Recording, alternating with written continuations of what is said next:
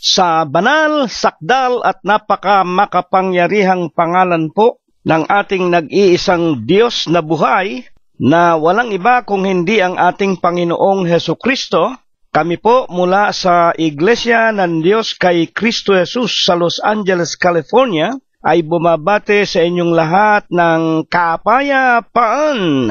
Tayo po ay magpapasimula na. Awitin po natin ang bilang 37 sa ating himno, mga kapatid. Si Jesus siyang panugot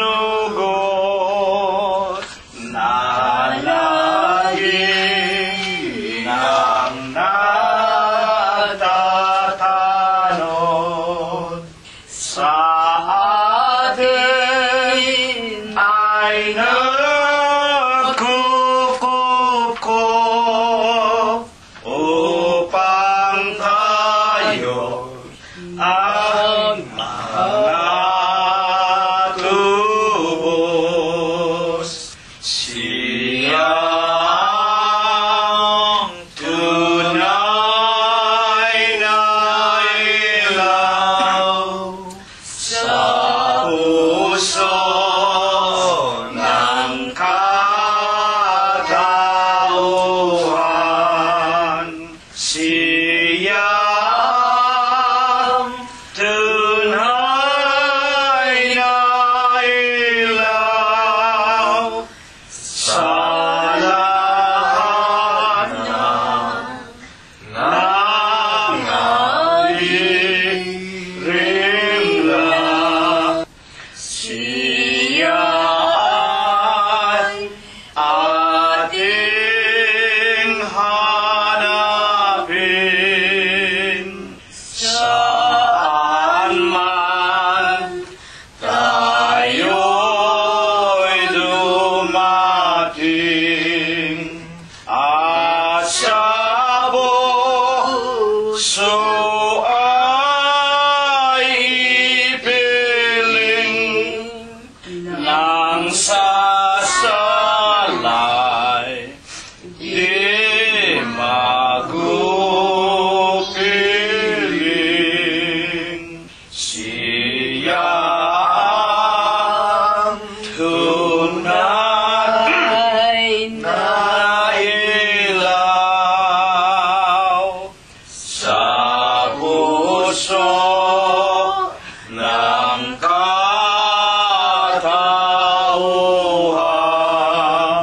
Siya ang tunay na ilaw sa lahat ng nangangirimlan. Nilinis tayo ng dugo ni Kristong sa ating sugo. Ang salang nasa puso nang tanggapin yaong pangako. Siya ang tunay na ilaw sa puso ng katauhan.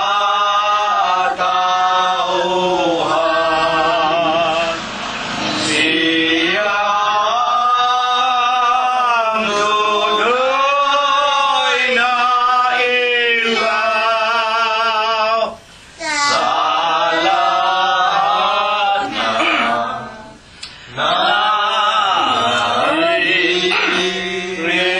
nangirimlan.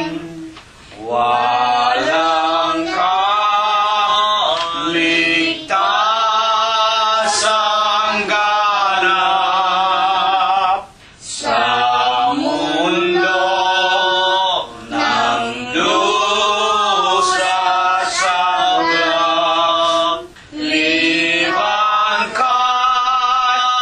Jesus na liyan na namatay dahil sa lahat. Siya ang tunay na ilaw sa puso ng katauhan. Siya ang tunay na ilaw sa lahat na naririyan. Magpatuloy po tayo sa pag-aawitan ng mga awiting pumupuri sa ating Panginoong Hesukristo. Awitin po natin ang bilang 46 sa ating himno. Huwag tayong mga balisa sa ating nakikita. Ang lahat ay nababadya. Araw ay marahil na. O halina sa lubungin, si Kristo ay darating.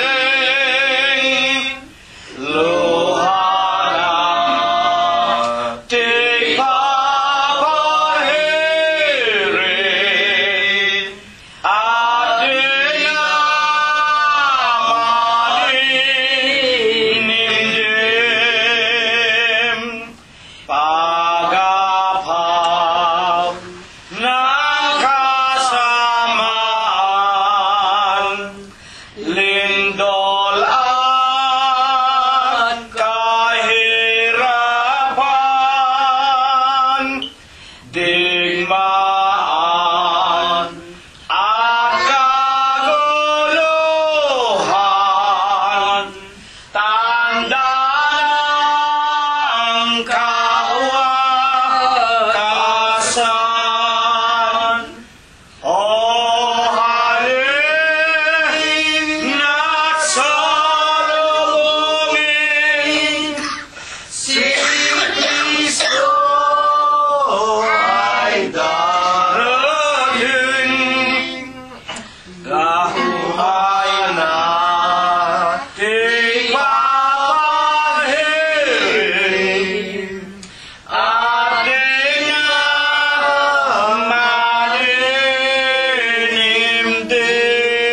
amaninimdim.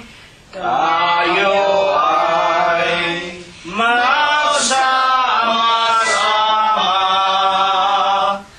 lahat ay magkaisa. Ibang dila ang aral niya, habang may panahon pa. O halina sa lubungin, si Kristo ay darating. Luha nating papahirin, ating amaninimdim. Purihin ang pangalan ng Panginoong Hesukristo, huling awit mga kapatid, numero 41 sa atin pong mga himnaryo. Kristo Jesus na Panginoon ko,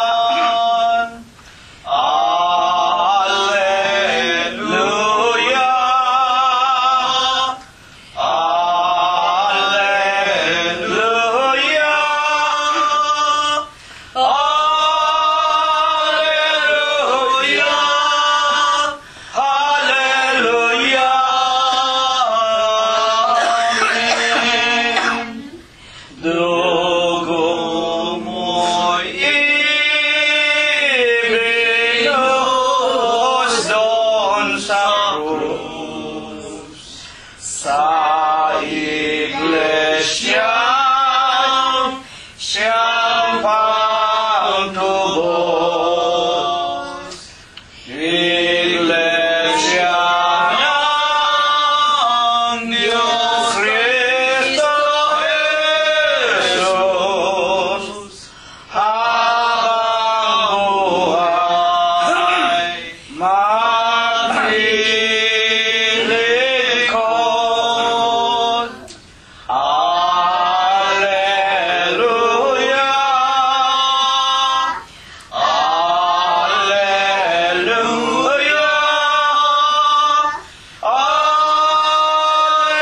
Alleluia, Alleluia, Amen. Iglesia ng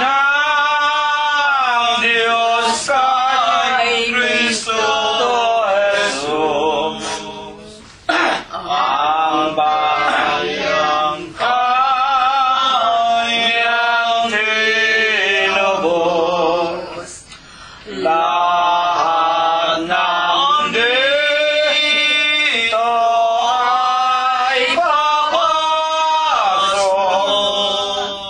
magtatamo ng tuwa't loob. Alleluia,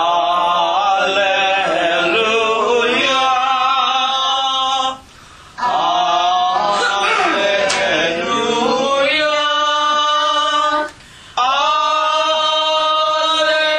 Alleluia, Alleluia, Amen. Ina, Diyos ng langit, sambahin at awitan. Puso'y buksan at ihain,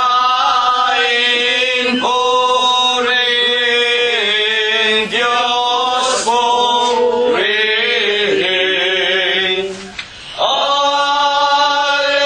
Alleluia,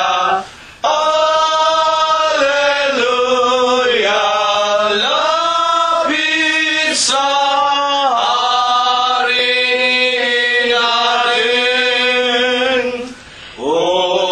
Purihin, luwal, ating biyaya, paglilikas sa ating nagugupiling sa sanay hahanguin.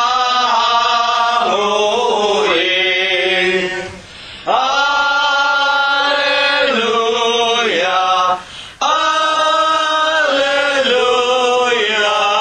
Gloria Patri Dei. Ang Diyos ay naghihintay, siya ay nauuhaw. Dulugin, dulugin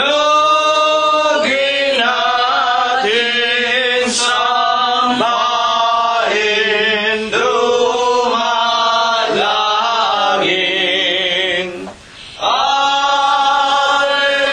Alleluia, Alleluia, Diyos na maawain.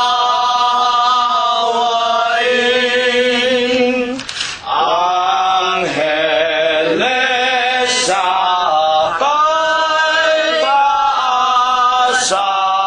nagpupuri-purihin.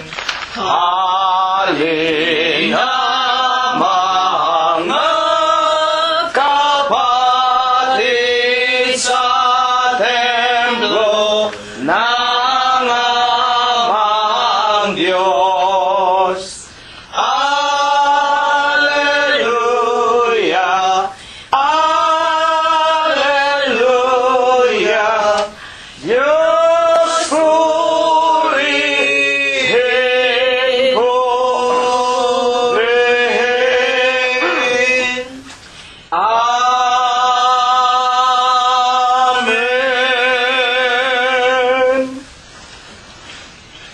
banal at dakilang pangalan po ng ating Panginoong Hesus Kristo, ako po ay bumabati sa inyong lahat ng kapayapaan. Purihin ang pangalan ng Panginoon.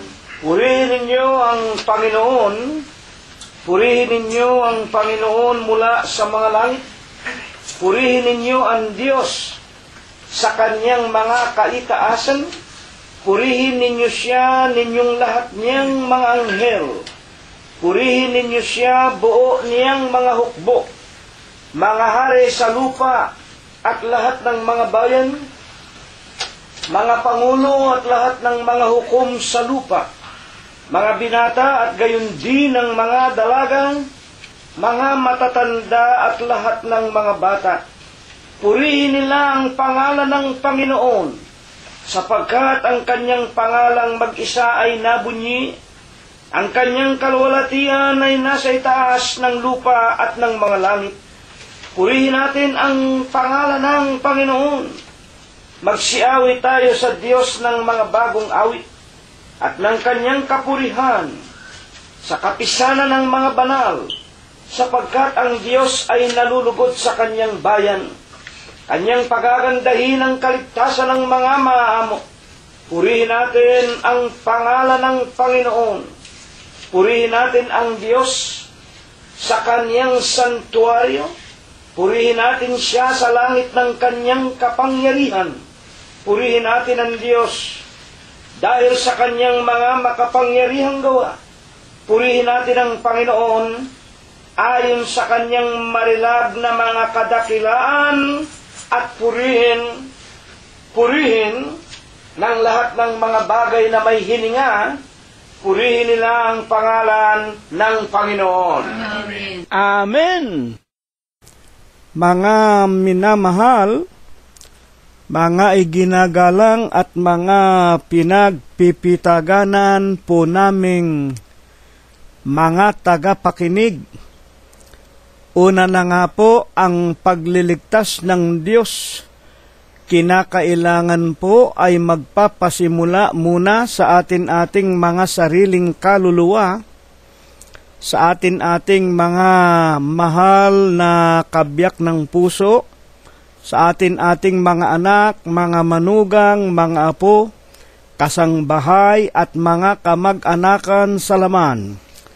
Binabati din po natin ang ating mga kaibigan na wala pong sawa sa ganitong mga pakikipagkaisa, pagtulad sa mga banal na gawain na ito po ang tunay na dahilan kung bakit ang tao ay nilalang ng Diyos. Efeso Kapitulo 2 at versikulo 10. Nilalang tayo ng Diyos, hindi para kumain at matulog, magpasarap. Hindi tayo nilalang para sundin ang lahat ng ating maibigan. Sa 3:10 po ng Efeso, nilalang tayo ng Panginoon para sa ating Panginoong Hesus Kristo upang lumakad sa lahat ng kanyang mga kautusan na inihanda niya nung una pa para siya nating lakaran. At ang mga kautusan, ito ay talagang kailangang pag-ukulan ng tao ng pansin. Sa Ecclesiastes Kapitulo 12 at versikulo 13, ito ang buong katungkulan ng tao ang sumunod sa kanyang kalooban. At kalooban nga po ng Diyos, siya'y ating awitan, purihin, sambahin, luwalhatiin, at siya po ay ating luhuran sa pangalan ng ating Panginoong Hesus Kristo. Iluluhod natin ang ating mga tuhod kahit na yung mga anghel sa langit at kahit na ang mga nilalang sa ilalim ng lupa, sila man ay luluhod sa pangalan ng Panginoong Hesus, sapagkat siya lamang po ang nag-iisa na Diyos na buhay, na siya nga po ang ating pastor. Sa kanyang unang Pedro Kapitulo 2 versikulo 25, Siya po ang tunay na obispo natin, pastor ng ating mga kaluluwa, na kinakailangan po siya lamang ang kikilalanin natin, pinaka-obispo natin. Huwag tayong magpapailalim sa kapangyarihan ng sino mang mga tao na nagpapakunwari, sugong anghel, anghel ng kaliwanagan, Vicarius Filii Dei. Yan po ang sinasabi ni Apostol Pablo. Hindi katakataka si Satanas man nagpapakunwaring anghel ng kaliwanagan at ang kanyang mga ministro nagpapakunwaring mga sugo ng kaliwanagan o mga ministro ng katotohanan. Kaya nga magsipag-ingat tayo mga kapatid. Isa lamang ang ating guro, isa lang ang ating pastor, siya po ang ating Panginoong Hesus. Na sa Huwebes po ng gabing ito, nagpasapit na muli sa atin. Ngayon po ay Hulyo 3 na po. Hulyo 3, 2014 na ito po ang ating katampatang pagsamba na tayo po ay muling magkakatipon, hindi po sa katawang lupa, kung hindi sa espiritu. Kahit na po malalayo tayo sa isa't isa, nagkakatipon po tayo sa pangalan ng ating Panginoong Hesus at ating sampalatayanan. Ang Panginoon ang sumasa gitna natin. Kahit na nag-iisa, dadalawa, tatatlo tayo sa ating mga bahay kubo, ano man ang ating kalagayan, ang pananampalataya po, ang katotohanan, ang katunayan sa mga bagay na hindi nakikita ng mata ng tao. Mga tagapakinig po namin, binabati namin lahat ng ating mga kaibigan, binabati namin ang lahat ng mga nangabautismuhan sa Iglesia ng Diyos kay Kristo Jesus na pinangangasiwaan, pinangunguluhan ng ating Panginoong Jesucristo at hindi ng sino mang mga obispo. Magsilayo kayo dyan. Ang wika ng Panginoong Jesucristo, 24:5, magsisidating sa atin sa huling araw ang maraming mga bulaang propeta. Magsisipagsabi sa inyo, narito ang Kristo, nariyan ang Kristo, nasa amin ang Kristo. Huwag ninyo silang paniwalaan, ililigaw nila ang marami. Kukwartahan lamang tayo. Kaya nga tayo na sa katotohanan ito. At bago po tayo magpasimula, atin munang ititiklop ang ating mga tuhod. Uusal muna tayo ng ating mga pagpupuri, bunga ng ating mga labi na pumupurit lumuluwalhati sa marangal at marilag na pangalan ng ating Panginoong Hesukristo habang nakatiklop ang ating mga tuhod sa kanyang banal na harapan. Dakilang Panginoon po naming Diyos, amang banal na lubha kapong kagalang-galang, ikaw po ay Diyos na sadya kapong kapita-pitagan, nag-iisa kapong Diyos na buhay, ikaw po ang may-ari, ikaw po ang lumalang ng lahat ng mga bagay, ikaw po ang Diyos na tunay, na pinakamakapangyarihan ka po sa lahat.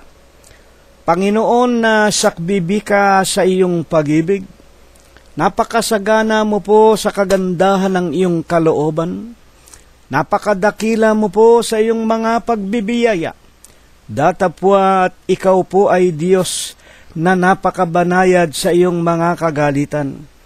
Amang banal na ikaw po ang Diyos na pinagtapatan at pinaglingkuran ni Abraham. Ikaw ang Diyos ni Isaac, ang Diyos ni Jacob, ng iyong bansang Israel at ng iyong mga propeta, ng kani-kanila pong mga kapanahunan. Ikaw din po ang sa huling araw sinasampalatayanan naming mga mag-aanak, na ikaw rin ang tumawag sa aming ama at sa aming ina. Pinaglingkuran kanila aman Diyos ng buong pag-iisip, buong puso at kanilang buong buhay, hanggang kani-kanilang mga kamatayan. Ikaw rin ang aming kinikilala na naawat na habag sa amin, na sa pangalan mong Diyos at Kristo Jesus, tinipon mo po kaming mga mag-aanak. Isinama mo rin sa amin ang aming mga kaibigan at mga kapatid sa iyong banal na iglesia. Sa banal at malinis mong pangalang Kristo Jesus, Amang Banal, masusulyapan mo po muli kaming lahat sa silong po ng aming mga dukha at mga dampang tahanan. Hindi namin ikinahiya ang iyong pangalang Kristo Jesus. Itinitiklo po namin ang aming mga tuhod. Nagpapakumbaba kamit nangangayo papa sa iyong banal na kaitaasan. Tanggapin mo po ang aming walang sawa, tao sa puso namin na mga pagpapasalamat. Aman Diyos, maging ang aming mga pagsambat pagluwalhati sa iyo, sa Espiritu mo po at sa iyong kagilagilalas na katotohanan. Panginoon po naming Jesus, maraming salamat po sa iyo. Sa maraming mga araw, patuloy mong idinaragdag pa sa buhay naming mga mag-aanak. Salamat, wala ka pa ring binabawian ng buhay sa sino man sa amin. Salamat maging ang aming mga kaibigan na ibinigay mo sa amin upang makipag-isa sa iyong mga salita at sa iyong mga banal na gampanin na ibinigay mo po sa amin.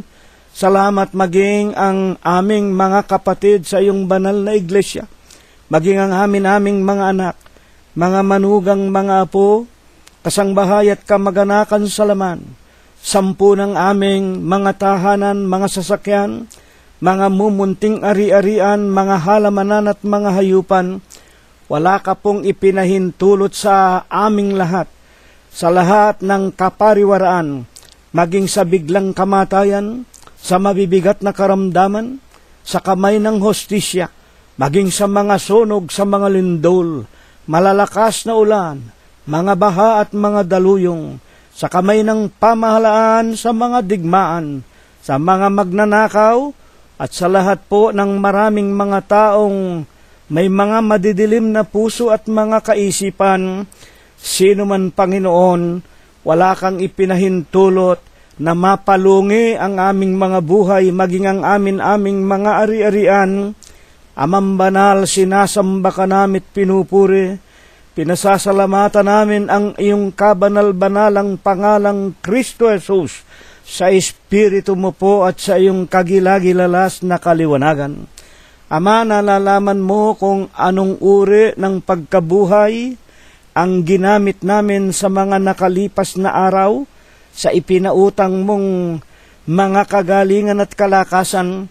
Kung kami po'y nangagkukulang pa rin, kung kami nangagkakasala pa rin sa iyo, Amang Diyos, patawarin mo po kaming mga mag-aanak, mga magkakaibigan at mga magkakapatid sa iyo pong banal na tahanan.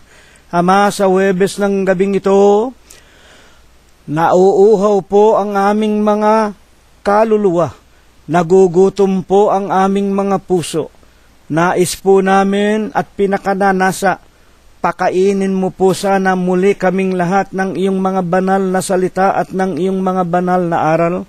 Kasangkapanin mo lamang ang iyong hamak na lingkod. Huwag mo sana siyang pabayaan. Banalin mo po ang kanyang puso. At kung dumating sa amin ang kanyang mga salita, huwag kaming mag-alinlangan. Ikaw nga ang Diyos na buhay. Ikaw ang aming Panginoong Jesucristo, na ikaw ang sa amin hanggang ngayon ay umuugit. At kung mapakinggan namin ang iyong mga palatuntunan, magbunga sa aming lahat ng mas maraming mga gawang kabanalan.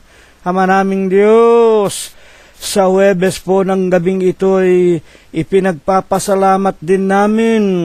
Hanggang ngayon, iniingatan mo pa, pinagpapala, binibigyan ng kapayapaan, buhay, kagaling at kalakasan at magagandang kapalaran ang lahat po ng amin mga anak, mga manugang, mga apot, mga mahal sa buhay. Salamat sa iyo Hindi mo pinagkukulangan ni pinababayaan man si Emmanuel, si Bobby, si Noel, si Ruth at si Joel, si Teofilo, si Rosemary, si Flor, si Irene, si Cheche at si Malu, maging si JC, si BJ, JR at John Matthew, si Paul Noren at Sarah, si Micah, Laika, Joshua, Rebecca at Kay. Kahit na po ang aming mga kapatid sa laman, aming mga mahal sa buhay na katulad po ni Ekspektasyon, ni Prospero, ni Felicidad, ni Dolor, ni Eliezer, ni Neftali, ni Erlinda, ni Fe at ni Lolita. Kahit ang kanilang mga asawa at mga anak, hindi mo rin pinababayaan.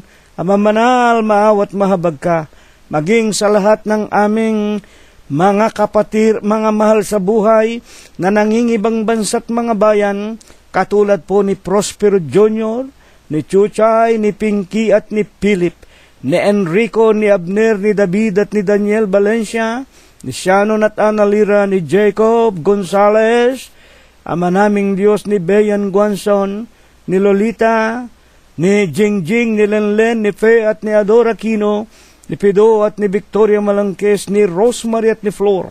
Aman Diyos, napaka malalayo nila sa amin. Hindi namin nalalaman kung paano silang masasaklolohan sa gitna ng kanilang kagipitan at mga pangangailangan.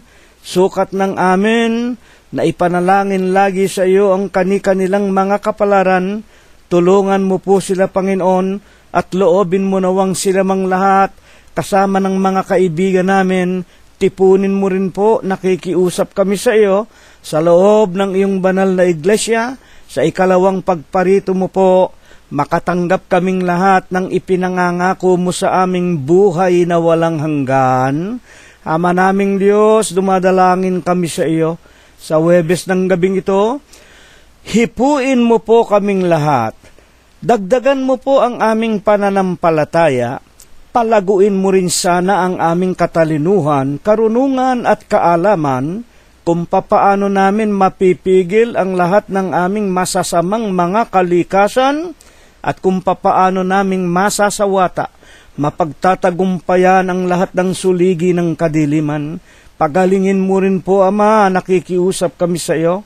Ang ilan sa aming pinasapitan mo ng mga mabibigat na karamdaman, higit na nga ang katulad na ng iyong alipin, tumatanda, nanghihina, at meron pang iba't ibang karamdaman.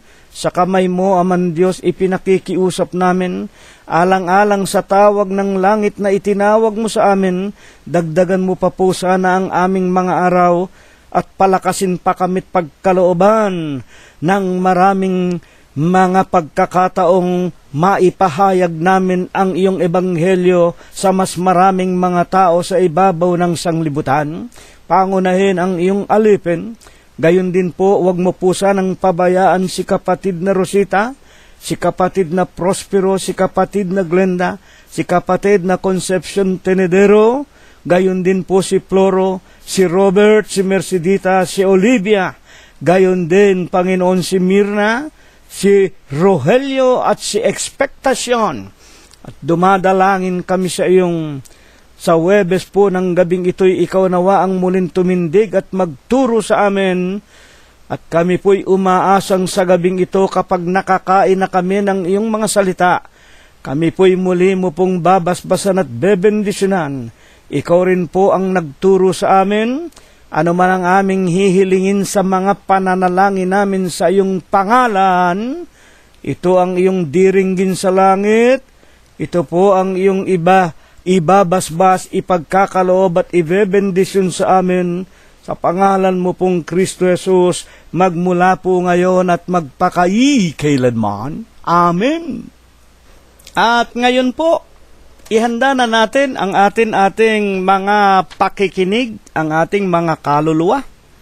Lalo na nga po ang ating banal na kasulatan, ihanda na natin sapagkat tayo po ay sama-samang makikinig ng mga banal na aral na inihanda ng Panginoong Hesukristo sa kaharian niya sa langit, para ito po ay iparinig sa atin sa pagkasangkapan po sa kanyang hamak at walang kakabukabuluhang alipin.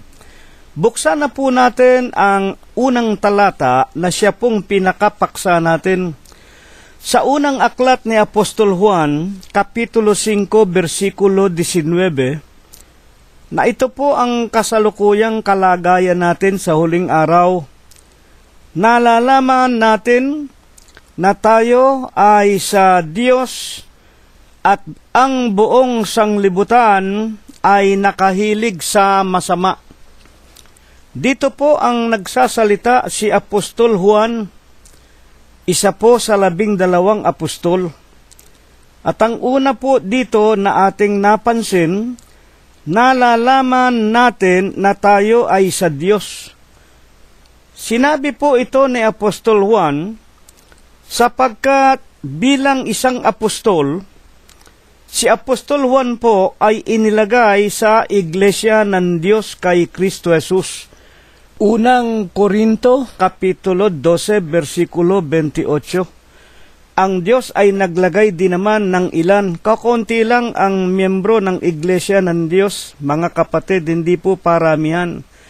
Ang Diyos ay naglagay ng ilan sa Iglesia ng Diyos kay Kristo Jesus. Una-una po ay mga apostol. Kaya nga po ang tinutukoy ni Apostol Juan dito, nalalaman natin na tayo ay sa Diyos. Sapagkat ang lahat po ng nasa Iglesia ng Diyos kay Kristo Jesus, nangabautismuhan sa pangalan ng Ama, Anak at Espiritu Santo, Iglesia ng Ama, ng Anak at ng Espiritu Santo, sa makatwidbaga ng Ebanghelyo o ng mga salita ng Panginoon, San Juan 6:63. Ang mga salita, Ebanghelyo, salita, verbo, ang mga salita na sa inyo'y aking sinasalita, pawang espiritu at pawang buhay. Nakakatiyak po, ang lahat ng nasa katawan ni Kristo, Iglesia ng Diyos kay Kristo Jesus, na tayo ay nasa Diyos. Ngunit ang pinakapaksa natin sa Huwebes po ng gabing ito, yung huling bahagi ng unang Juan 5:19, at ang buong sanglibutan ay nakahilig sa masama. Sa makatwid, ang buong sanglibutan, buong lupa ang tinutukoy, the whole earth, ang buong sanglibutan, nakahilig po sa masama. Pero tayo, ang wika niya, nalalaman natin, tayo, na inilagay sa Iglesia ng Diyos kay Kristo Jesus, nakakatiyak po tayo ng kaligtasan. Ngunit, ang buong sanglibutan, nakahilig sa masama.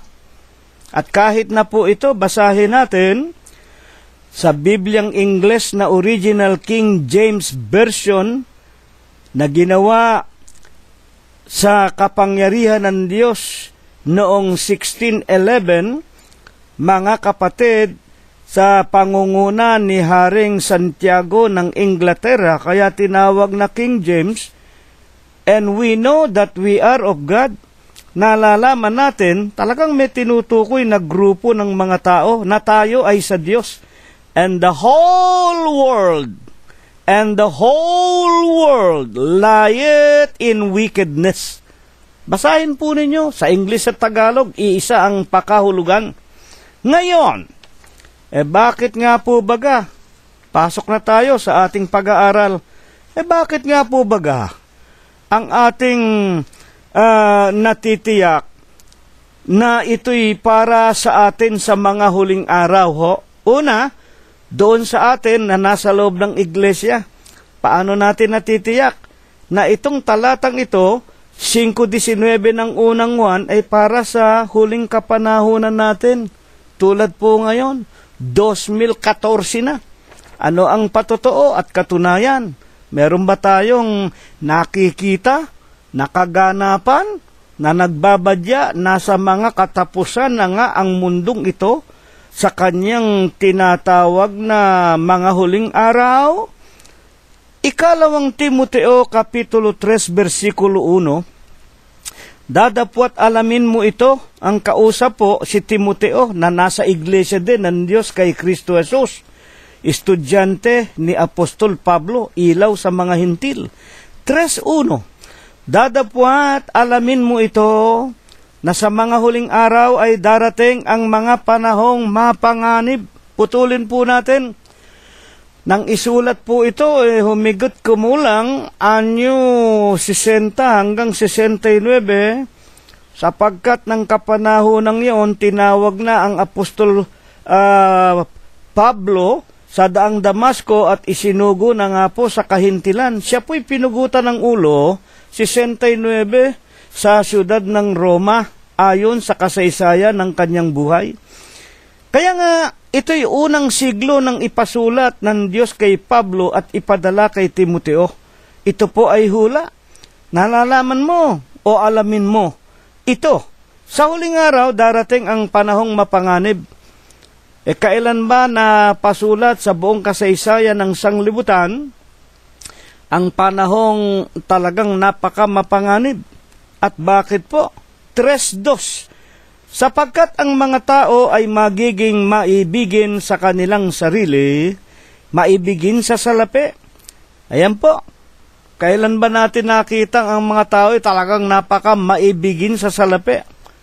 Talagang hayag na hayag, kitang-kita na natin, nang dahil nga po sa pag-ibig sa salapi, maraming mga tao pumapatay ng tao. Kahit tanghaling tapat, nag-hold up ng mga bangko. Kahit nakaliwanagan, naguhukay sa ilalim ng mga establishmento, binubungkal ang lupa, pinapasok yung tinatawag na mga bahay gusali at ninanakawan at pumapatay nang dahil sa salapi. Alamin mo ito na sa huling araw ay darating ang panahong mapanganib, sapagkat ang mga tao'y magiging maibigin sa kanilang sarili. I am the best, I am the greatest. Mga kapatid, maibigin sa salapi. Mayayabang, wala ikang wika nga pagpapabaksak sa akin para ako magpatuloy sa kandidatura sa susunod na eleksyon. Maibigin sa salapi, maibigin sa sarili. I am the best, I am the greatest.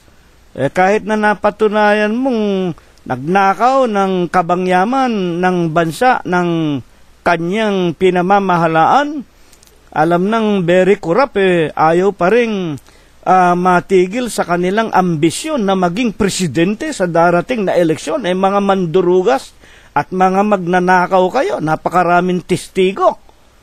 Tapos yan nga po ang nagpapakilala na ito na ang huling araw. Ang tao'y mayayabang, maibigin sa sarili, mga mapagmalaki, mapagtungayaw, masuwayin sa mga magulang, yung mga anak. Kailan kayo nakakita ng mga kapanahunan na yung mga anak pa ang pumapatay sa kanilang ama at ina, yung mga anak pa ang nagsusuplong sa mga kapangyarihan para ipakulong ang kanilang mga magulang? Lalo na nga sa mga maririwasa at mga wika nga progresibong mga bansa. Katulad po nitong Amerika na aming kinaroroonan. Kung ikaw ay may anak na maliit, wag mong sasaktan. Huwag mong papaluin at ikaw ang makukulong. Masuwain sa mga magulang, mga walang turing, mga walang kabanalan. Tres, walang katutubong pag-ibig. Nako, ewan ko kung maniniwala kayo.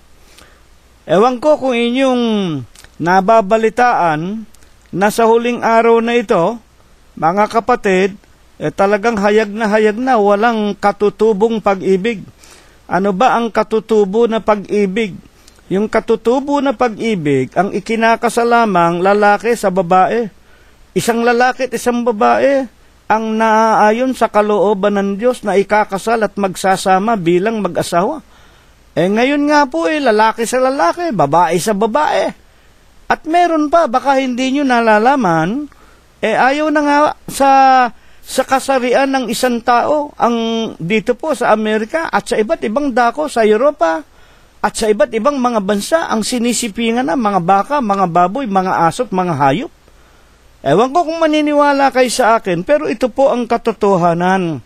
At wala ring katutubo na pagkatakot sa Diyos. Meron pa nga dito talagang iglesia ni Satanas, yung satanic religion, yung mga kulto ng mga demonyo. na katulad ng itinuturo ng banal na kasulatan.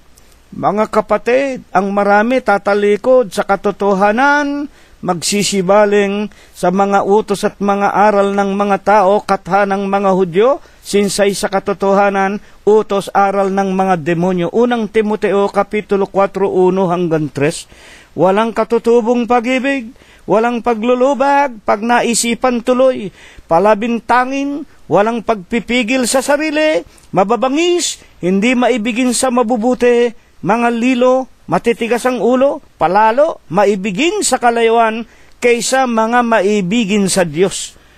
Kaya ngayon, pag nakita mo, bubuksan ko ang Facebook. Ano ang tumatambad sa akin at sa inyo? Kayo na po ang magsasabi sa inyong sarili, ang mga kalayawan naglipa na. Kahit na dyan sa inang bayang Pilipinas na ang tao'y naghahalungkat na lamang ng basurahan para may maipakain, pagdating sa mga kalayawan, sayawan, kantahan, kainan, excursion dito, excursion dyan. Ang marami nahuhulog na nga sa mga bangin dahil lang sa kalayawan. Saan ka naman nakakita na ibig lang makasagap ng masarap na hangin at makakita ng mga magagandang bulaklak, pupunta pa ron sa Bontok, sa Banawe, nahulog tuloy yung truck, patay. Mga kapatid, mga kalayawan, napakaraming namamatay araw-araw dahil sa mga kalayawan. 3.5, may anyo ng mga kabanalan, ayan. At ang karamihan sa mga tao ngayon, ang lalaki ng krus sa mga dibdib, mga nangakaputi, may mga dalang mga Biblia, nananalangin sa mga lansangan. Mga kapatid, nagpapakita sa mga tao na sila ay mga banal. Una na nga yung mga Jehova. Miyerkules pa lang ng umaga hanggang Biyernes, makita mo na sa mga kali ang mga yan. Namamayagpag, may anyo ng kabanalan at ang mga kinagis ng mga relihiyon. Lunes, Martes, Miyerkules, Huwebes, kung saan-saan umiikot na kanilang mga katedral at mga wika nga, bahay-sambahan, may mga krus yan. Ang marami dyan may mga bit-bit pang mga birhen at kung ano-ano. Pagkatapos naman kung mapakinggan mong magsalita, tinamaan ka ng, sinalibad ka ng PUTA, Mother F, kung ano-anong mga salita ang lumalabas sa kanilang mga bibig. At ang marami dyan, mga nanggagahasa, ang marami dyan, mga magnanakaw, ang marami dyan, nang-hold up. Kunyari, kung titignan mo sa kapaimbabawan, mga taong wika nga, banal, may anyo ng kabanalan. Diba? Yung pangunahin dyan na magnanakaw sa tinatawag na Pilipinas na ating inang bayan, yung Napoles na yan. Ano ba ang ipinakita niyan sa telebisyon ng siya'y masakote? Nakaluhod doon sa kanyang arsobispo. At pinadala pa yung krus at yung Panginoong Hesukristo raw na nakapako at ang sabi ng kanyang mga katulong dinadala po yung krus na yan sa bahay ni Napoles. May anyong kabanalan. Kung titignan mo nga naman, kung ikaw ay kapitbahay, banal na tao yan. Kutakot-takot pa lang sa lapi ang sinakote ng Napoles na yan. Huwag kayo magagalit sa akin. Yan nasa public document. Kaya nga nasa jarit sa mga television yan May anyo ng kabanalan. Gayon din naman ang kanyang mga kasama, yung mga NGO. Magmula sa tip senatong, mga kapatid, hanggang sa pinakamaliit na barangay tanod na mga kasama niyan sa pagnanakaw. Lahat sila may mga obispo at mga patron ng mga Santa Maria, Santo Niño. May anyo ng kabanalan ang mga politikong iyan. Dadapwat, tinanggihan ang kapangyarihan nito. Bakit? Ang mga ito nanggagapong sa mga bahay. Binibihag ang babaeng haling nalipos ng mga kasalanan. Hinihina ng iba't ibang pita na laging nagsisipag-aral at kailan pa man hindi nakakarating sa pagkaalam ng katotohanan. Yan pang mga taong yan, makikita mo, yan pa ang kunyari, merong tinatawag na may Bible study, merong ipapanik sa aming bahay si Mama Mary, sa aming bahay magkakaroon ng pabasa, sa aming bahay magkakaroon ng pulong panalangin, mag-aaral tayo, aral ng aral. Simpleng-simple ang kaligtasan. Ang kaligtasan po, Ayon sa ating mga banal na kasulatan na sinasabi ng Diyos sa pamamagitan ni Apostol Pablo, unang Korinto 15:1 hanggang 2, mga kapatid, na aming ipinangangaral sa inyo, ligtas kayo kung matama ninyong sinusundan ang mga salita ng Panginoong Jesucristo, maliban na kung nagsisampalataya kayo ng walang kabuluhan. Salita lang ng Panginoon Diyos na si Kristo Jesus ang magliligtas sa inyo. Hindi yung mga papa sa Roma, hindi yung mga kalunsad, hindi yung mga kung sino-sinong mga taong matagal ng patay na pinaglilingkuran ninyo at ginagamit ninyong mga santo-santo, mga agi-agimat ninyo. Puro naman kayo magnanakaw. Huwag kayo magagalit sa akin. Yan ang nakikita natin sa TFC channel. Ngayon, ang tanong natin ay ito, papaano pa po pinatutunayan ng Diyos na sa pamamagitan ng Biblia na tayo nga po ay nasa bingit na ng kawakasan, at bakit? Napakagandang tanong. Anong katunayan pa?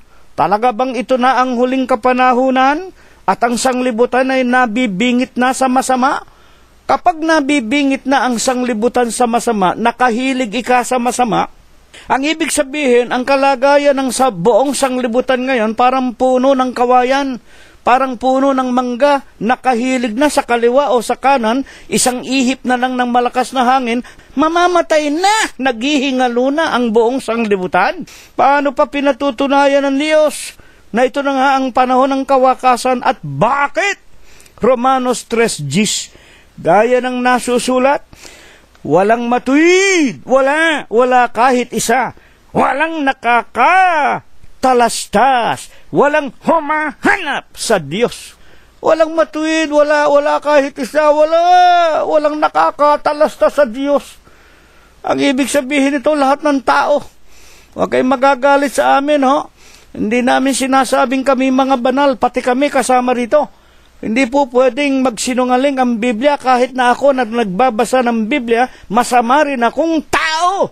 Marami din akong kasalanan. Ang pagkakaiba ko lamang, ang pagkakaiba ng aming sangbahayan, ang pagkakaiba ng aming mga kapatiran at ng aming mga sarili sa loob ng Iglesia ng Diyos kay Kristo Jesus, sa inyo na nasa labas ng Iglesia ng Diyos kay Kristo Jesus, nalalaman namin ang daan, ang mabuting daan. Nalalaman namin, nakikilala namin ang matuwid na daan ng Diyos, ang bago at buhay na daan, na walang iba kung hindi ang aming kinaroroonan, ang katawan ng ating Panginoong Jesucristo.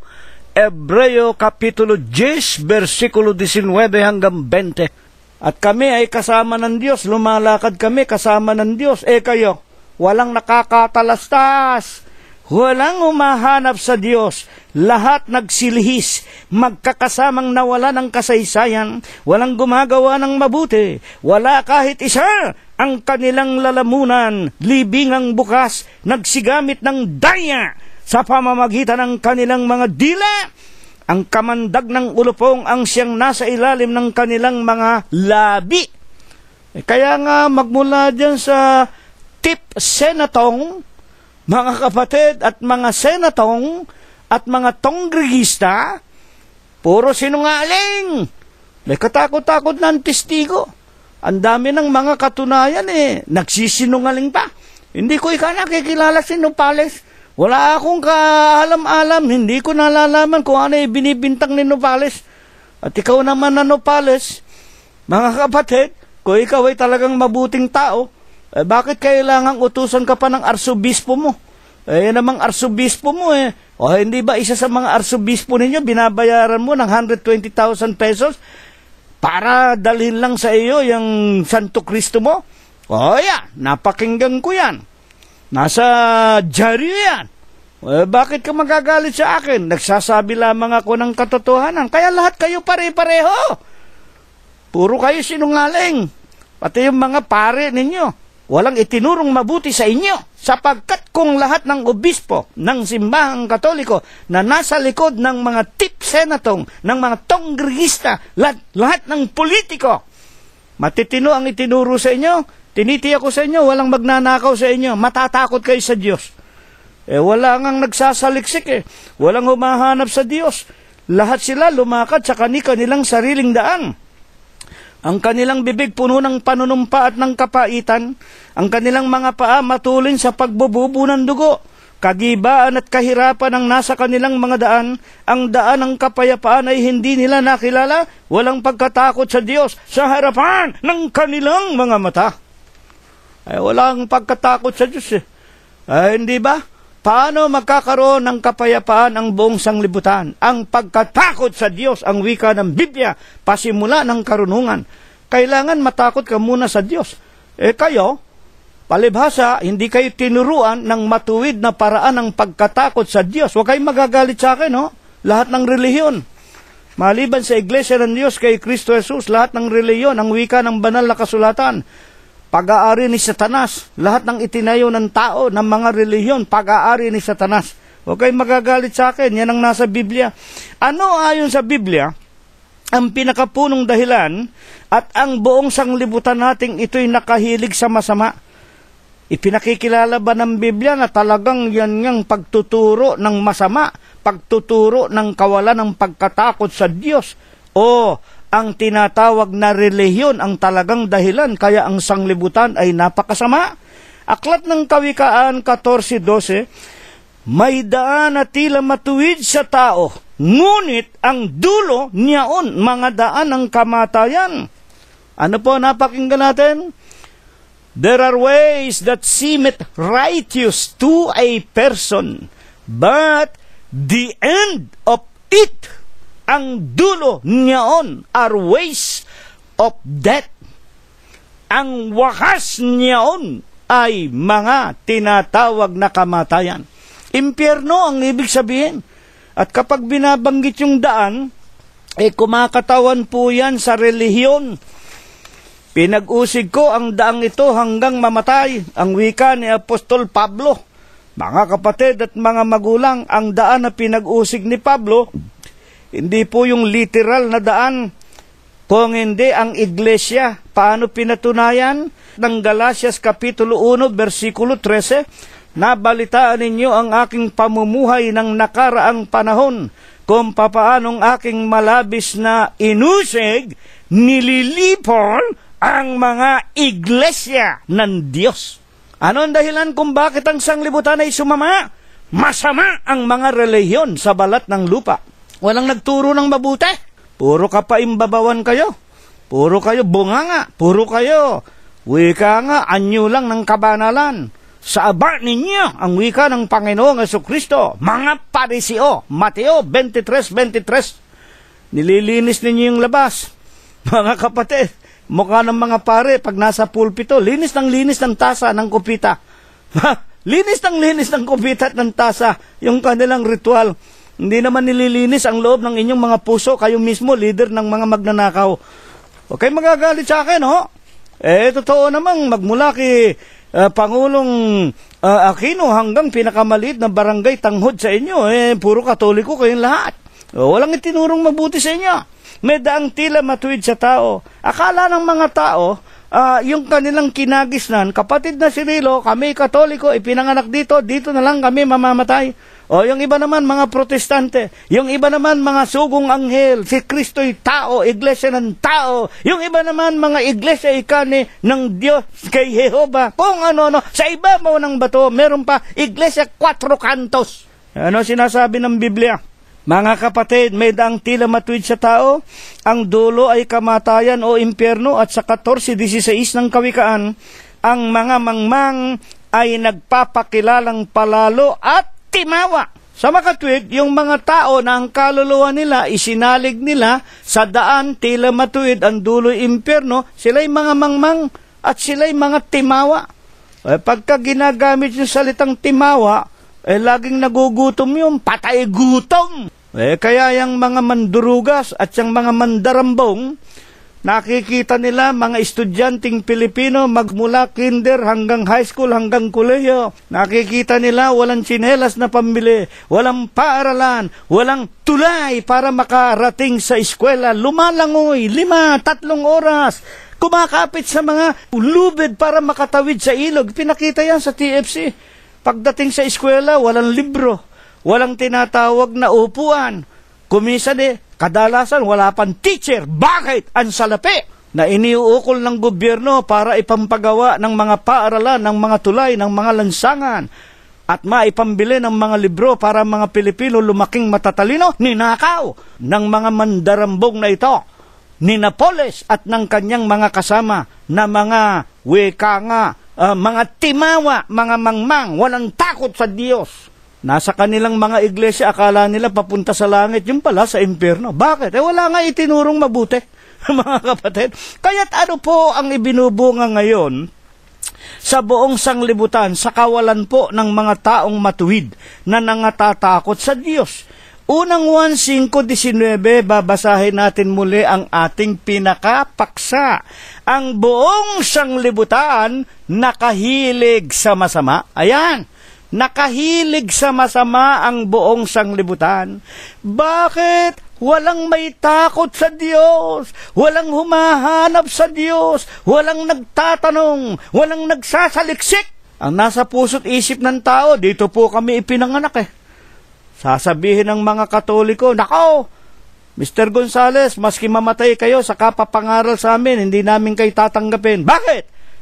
Dito na lang kami sa aming kinagisnan, dito kami ipinanganak, dito kami nadapa, dito kami babangon. Natural. Kung ikaw ba ipinanganak ng nanay mo sa pusali, na napakarumi, ang daming dumi, ano ang gagawin mo?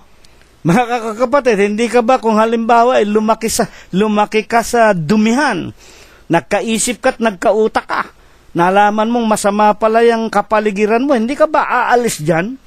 Ngayon sasabihin mo, dito na lang kami mamamatay. Mamatay kayo sa impyerno, sapagkat kayo na mga sumasamba sa mga larawan at mga Diyos-Diyusan, ang bahagi ninyo, dagat-dagatang nagniningas na apoy at asupre, 21:8 ng Apokalipsis. Ngayon, sino tinakot ninyo? Kami ba? Bahala kayo, kaluluwa ninyo yan. Diyan kayo sa daang marumi, sa iglesyang marumi, utos aral ng mga tao at ng mga demonyo. Kaya nga ang nangyari sa sanglibutan? Nakahilig sa masama. Isang ihip na lang ng malakas na hangin, baksak na ang buong sanglibutan. Mga kapatid, bakit nga po? Bakit nakahilig sa masama? Nandahil nga po sa kasamaan ng lahat ng mga tao. Pinatunayan ba ito ng Diyos? Buksan ninyo ang Isayas 13:11. Aking parurusahan ang sanglibutang ito dahil sa kanilang kasamaan, at ang masama dahil sa kanilang kabalakyutan. Aking patitigilin ang kahambugan ng mga palalo at aking ibababa ang kapalaluan ng mga kakilakilabot. Ibabaksak ng Diyos kayong mga tipse na tong mga tongrigistang mayayabang. Kayong mga presidente na hindi kayo gumagawa ng inyong katungkulan, mga iginagalang na mga kapatid. At ngayon nga dyan sa Pilipinas ayaw ko nang magbukas ng TFC, ting bubuksan mo kung saan napupunta ang kaso kitang-kita mo na ang ebidensya, yung Napoles na yan Mga kapatid talagang siya ang pasimuno para itong mga senador at kongresista magnakaw Siya ang gumawa ng paraan, siya nagtayo ng mga non-government organization. Ngayon gagawin pa nilang testigo daw. Para magkaroon ng immunity. Ang tanong natin ito, ngayon nakatakot-takot. Lumilitaw maging doon sa Malacanang hanggang sa pinakamaliit na pwesto ng gobyerno kasangkot. Pati na nga sina Corina Sanchez nahahalungkat na Pati ang mga journalist, yung mga nagbabalita sa TFC, kasama na riyan. Panginoon kong Diyos, wala talaga, wala kahit isa. Ang lahat ng tao ay napakasama. Ginugulo, mga kapatid, ang talagang issue, ang tanong ay ito, nasaan ang pera ng gobyerno? Nasaan ang wika nga hostisya? Nasaan ang tinatawag na katwiran ng Diyos? Eto, kaya nagalit ang Diyos, parurusahan ko ang sanglibutan.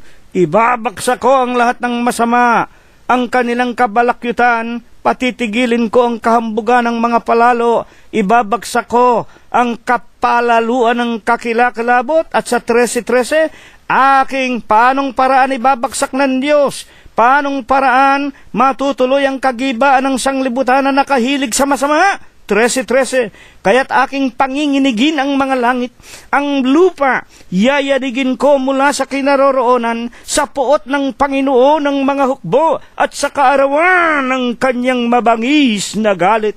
Ayan. Sipin ninyo, sa galit ng Diyos, pati ang langit. Ano ba nasa langit? Yung araw. Ano pa? Yung mga bituin. Panginginigin ng Diyos. Talaga bang nanginginig na ang langit sa ngayon? Mga kapatid, kung marunong kayo at nagbabasa kayo ng mga balita, mga kapatid, yung tinatawag na climate change, yung mga malalakas na lindol, yung mga baha, yung mga daluyong, yung mga tagtuyot, yung mga tinatawag na sobra namang ginaw sa iba't ibang dako, yung mga tsunami, yan ang kaparaanan ng Diyos.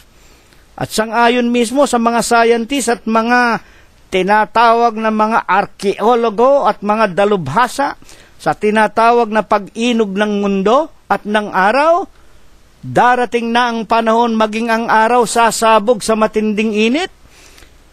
At ang wika nga mga magulang ng mga astrologo, yung mga dalubhasa, sa galaw ng mga bituin, babaksak ang mga bituin, yung mga meteorite, yung mga ibang planeta, babaksak.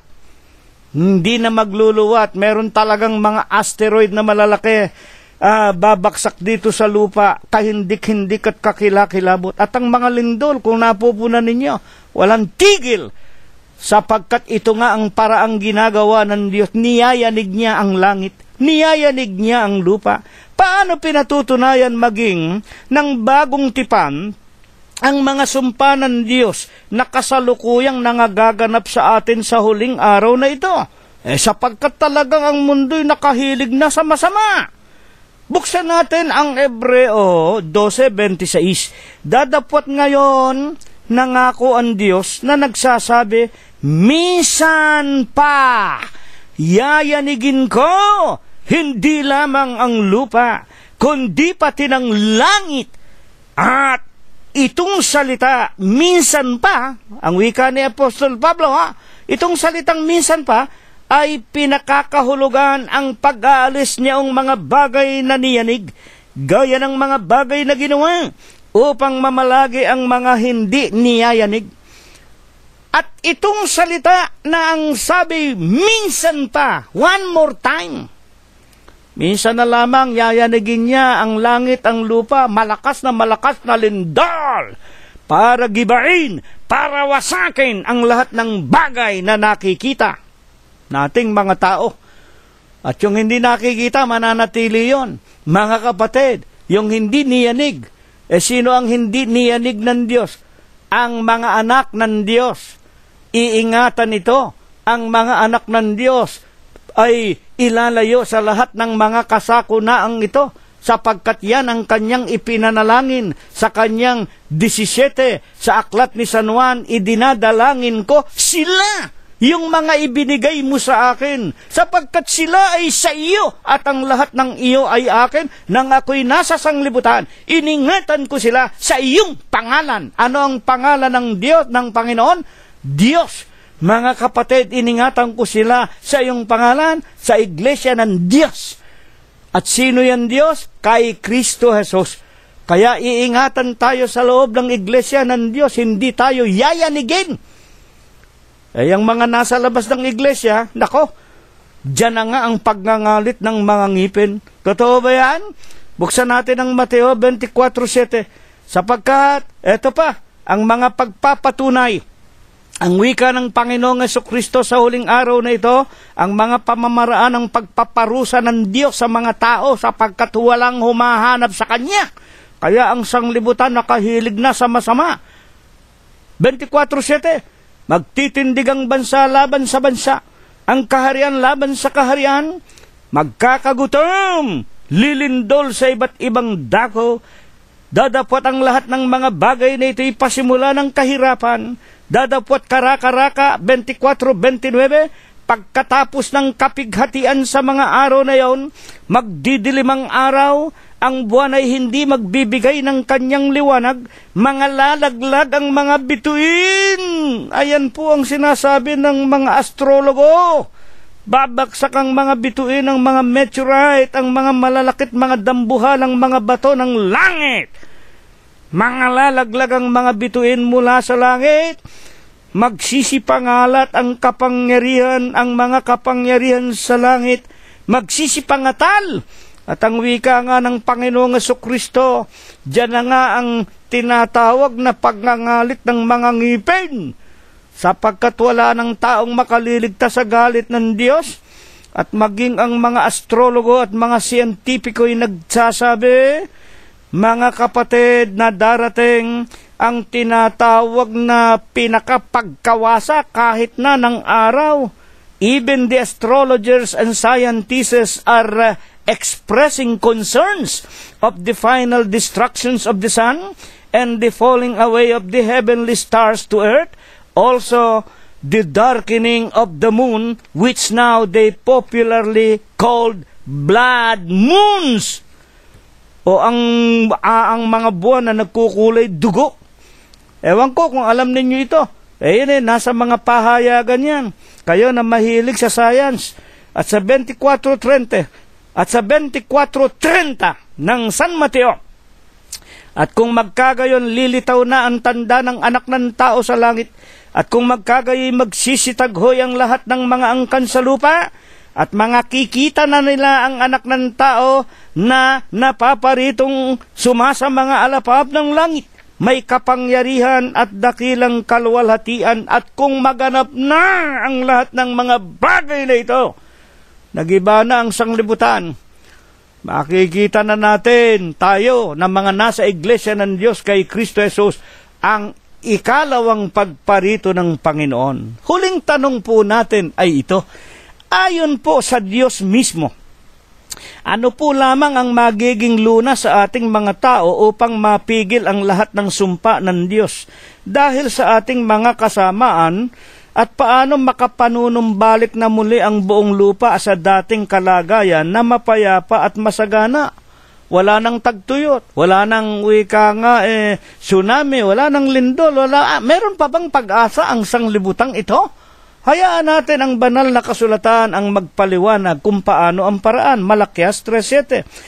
Mula ng mga kaarawan ng inyong mga magulang, kayo'y nangagpakaligaw na sa aking mga tuntunin. Hindi ninyo tinalima, manumbalik kayo sa akin at ako'y manunumbalik sa inyo, sabi ng Panginoon. Isang paraan lang, manumbalik tayo sa Panginoon. Panahon pa ni Eva at ni Adam, matigas na ang mga ulo natin. Ngayon, nakahilig na kayo sa masama, isang paraan na lang, manumbalik kayo muli sa akin. Mga kapatid, ano ba isinasagot ngayon ng mga tao? Kami habang nangangaral, ano isinasagot sa amin? Si kapatid na si Rilo, mga siraulo ninyo. Meron pang nagsabi sa amin, Prospero, wag na kayong mangaral, wala kayong nalalaman. Sino nagsabi sa amin yan? Mga iglesia ni Manalo. Kapatid pa namin sa laman Iglesia ni Manalo, mga kapatid pipigilan kaming mangaral ng katotohanan ito. Wala daw kaming nalalaman. Talaga namang wala kaming nalalaman Meron ba kaming nalalaman sa aming sarili na itinuturo namin sa inyo? Hindi ba binabasa lamang namin ang sinasabi ng Panginoong Jesucristo, ng mga apostol at ng mga propeta? Wala kaming nalalaman. Mga kapatid, ano ang sinasagot ng mga tao? Ngunit inyong sinasabi, sa ano kami manunumbalik? Utos ng Diyos, manumbalik tayo sa Kanya. Saan kami manunumbalik? Meron pang nagsasabi sa amin, FUTA ka, Cirilo, PUTA. Masama raw ang nanay ko, mga kapatid, mga Katoliko naman niya. Itong kapitbahay namin na sarado Katoliko, ting makikita ako, PUTA. Nanay ko raw, napakasama. Sino ba yung nagsasalita na yan? Yung kapitbahay namin, saradong Katoliko. Ang lalaki ng mga Birhen Maria, Santo Niño, mga kapatid. Kaya nga sabi ko, yan ba itinuturo sa inyo ng Mama Mary ninyo? Huwag kayo magagalit sa akin, ako ang saksi. Sa akin sinabi, Katoliko, yung kapitbahay ko, masamang tao, mga kapatid at mga magulang. Binabasahan na lamang namin sila ng Biblia. Isang pagkakataon nga, lumalabas ang kanilang sasakyan. Minura ako ng PUTA, binuksan ko ang Biblia, repent in the name of Jesus Christ. Amen. Wala, ganun pa rin. Hindi namin talaga kayang baguhin ng mga tao. Ngayon, mga kapatid, paano pa pinatutunayan ng ibang mga propeta na tanging ang panunumbalik lamang sa Diyos ang kaligtasan ng mga tao at ng sanglibutan? Isayas 1:16. Tandaan ninyo, Malakias 3:7, ang solusyon, ang panunumbalik sa Diyos. Mga kapatid, ang sagot ng mga tao, saan kami manunumbalik? Ang ibig sabihin, ayaw namin bumalik. Ano sinasabi ng ibang propeta? Gayon din ba? Sa kanyang Isayas 1:16. At ano ang gagawin namin sa panunumbalik? Basahin natin. Ano ang paraan ng panunumbalik? Isayas 1:16. Mangaghugas kayo, magsipaglinis kayo. Alisin ninyo ang kasamaan ng inyong mga gawa sa harap ng aking mga mata, sabi ng Panginoon. Maglingat kayo ng paggawa ng kasamaan. Huwag na kayong magnakaw. Ang utos ng Diyos. Kayong mga tipse na tong mga tonggregista, kayong mga panggulo, mga presidente, panggulo yan, panggulo, mga kapatid, at iba't ibang mga posisyon ng mga magnanakaw. Huwag na kayong magsipagnakaw. 1:17. Mga tuto kayong magsigawa ng mabuti, inyong hanapin ang kahatulan, kayong inyong saklolohan ang napipighati. Yung mga nakakahabag na mga Pilipino, saklolohan ninyo, wala nang bahay, wala pang mahal sa buhay, wala pang makain, naghahalungkat na lang sa basurahan. Inyong saklolohan ang napipighati, inyong hatulan ang ulila, ipagsanggalang ninyo ang babaeng bao. 1:18, eto na, magsiparito kayo ngayon, at tayo'y magkatuwiranan, sabi ng Panginoon, bagaman ang inyong mga kasalanan ay maging tila mapula, magiging mapuputi na parang niebe, bagaman maging mapulang gaya ng matingkad na pula, magiging parang balahibo ng bagong paligong tupa. Paanong paraan? Kung kayo ay magkukusa at magmamasunurin na nalilinisin ninyo ang inyong sarili, kayo'y magsisikain ng bunga ng lupain. Magbubunga uli. Mawawala na ang drought. Ang Pilipinas, magiging rice granary na naman sa buong mundo. Ang Pilipinas, magiging pangunahin na naman na pagmumula ng mga prutas, ng mga gulay, ng mga sariwang isda na kamukha noong araw.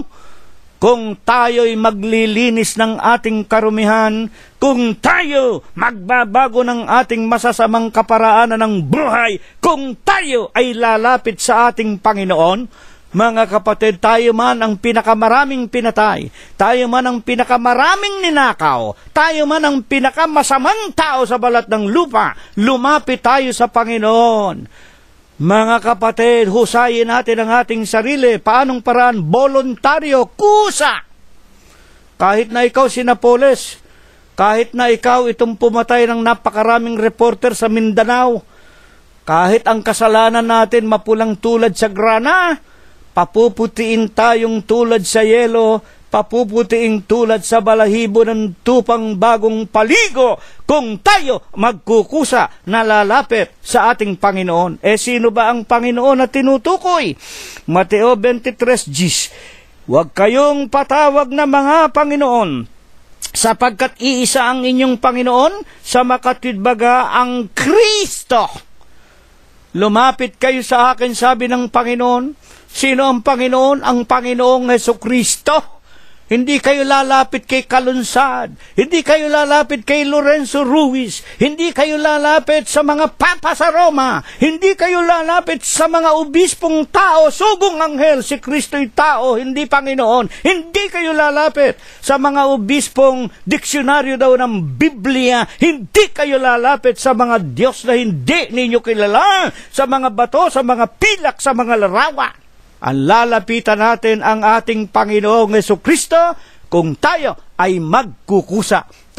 Huling tanong, saan ba naroon ang Panginoong Hesukristo? Si Kristo ang ulo ng katawan. Sa makatwidbagay ng iglesia. Anong pangalan ng iglesia? Unang Tesalonica 2:14, Iglesia ng Diyos kay Kristo Jesus. Anong naroon sa iglesia ng Diyos kay Kristo Jesus? Colosos 1:14, kinaroroonan ng katubusan ng kapatawaran ng ating mga kasalanan. May bayad ba, kapatid na Cirilo, ang pagpasok o paglapit sa iglesia ng Diyos na katawan ni Kristo? Wala po. Sa kanyang Hebreo 10:19 hanggang 20, may kalayaan tayong magsilapit sa bago at buhay na daan. Sa dugo ng ating Panginoong Jesucristo sa kanyang katawan, libre ang pagpanhik sa langit.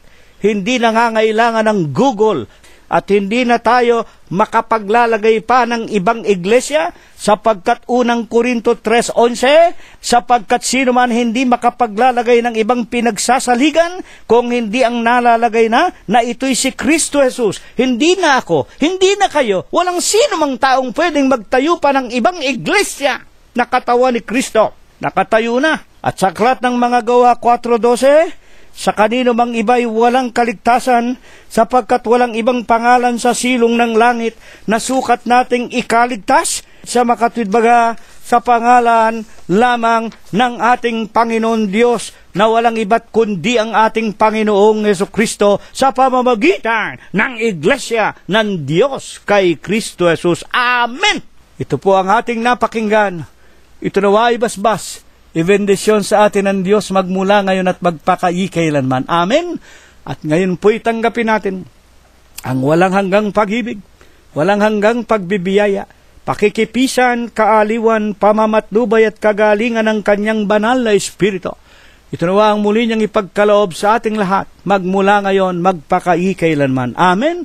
Salamat po sa inyong lahat hanggang sa darating na linggo kung tayo po ay binubuhay pa. Maraming salamat po sa inyong lahat.